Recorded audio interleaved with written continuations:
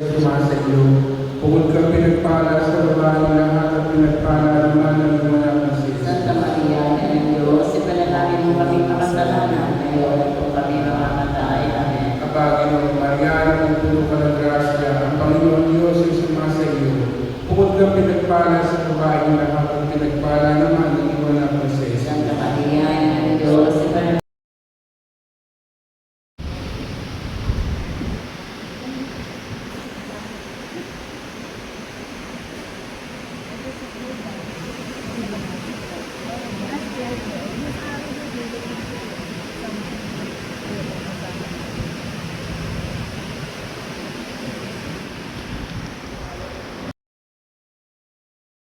Ama at Anak at Espiritu Santo. Amen. Mga kapatid, tapos na ang ating pagdiripang kumain-taglay ang biyaya at pagpapala ng ating Panginoong Jesucristo.